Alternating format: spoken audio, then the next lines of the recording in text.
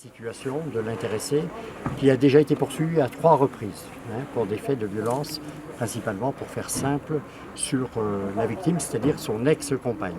On est dans le cadre d'une séparation non acceptée par l'auteur des faits pour lequel la justice a eu à 3 reprises à se prononcer avec une réponse qui a toujours été graduée, avec des moyens qui ont été mis en œuvre à l'égard de la victime aujourd'hui, c'est-à-dire l'ex-compagne, qui a bénéficié, on lui a proposé d'ailleurs, pour illustrer mon propos, un dispositif de téléphone grave danger. Si vous ne savez pas ce que c'est, je vous l'explique en 2 mots. Quand on a une personne qui est victime et qui se sent en danger de la part de son ex-compagnon, de son ex-mari, le parquet lui propose, avec l'aide de l'association locale d'aide aux victimes, dans le département des Hautes-Pyrénées, c'est France Victimes 65, un dispositif qui lui permet d'alerter les forces de sécurité en cas d'irruption notamment de l'ex-compagnon.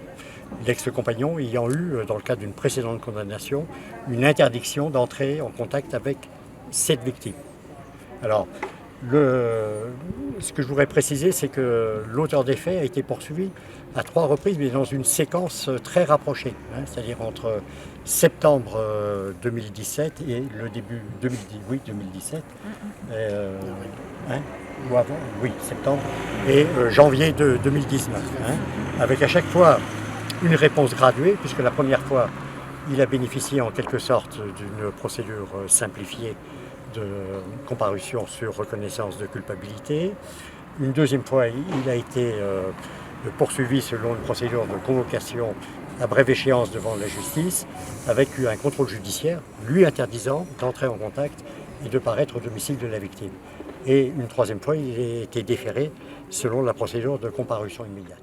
De Pau du SRPJ a été évidemment saisi de ces faits-là. L'intéressé a été placé immédiatement en garde à vue dès que le raid est intervenu. Et donc l'enquête va se poursuivre pour évidemment une tentative d'homicide puisque son ex-compagne a été visée directement par lui. Et puis, je ne rentre pas dans le détail de toutes les qualifications qui vont être retenues. Évidemment, on va essayer de prendre le temps d'essayer de comprendre comment on a pu arriver à un drame à ce point-là, alors que finalement beaucoup de choses avaient déjà été mises en place par la justice puisqu'il était suivi de près par le juge d'application des peines de Tarbes. Est-ce qu'on en sait plus sur son profil justement ? Bref, le profil, c'est un petit peu délicat d'en dire plus aujourd'hui parce que ça va faire l'objet d'informations judiciaires. Moi, je crois qu'on a affaire à quelqu'un qui n'a pas accepté la rupture conjugale et qui rumine malheureusement un certain nombre d'éléments de litige qu'il a avec son ex-compagne et qui l'a amené aujourd'hui malheureusement à aller dans des extrémités qui n'étaient pas supportables. Ce matin, l'individu a fait fonctionner le système d'alerte dans vos téléphones dont vous parlez, monsieur le procureur général. Non, c'est nous qui lui avons proposé et elle ne l'a pas accepté malheureusement.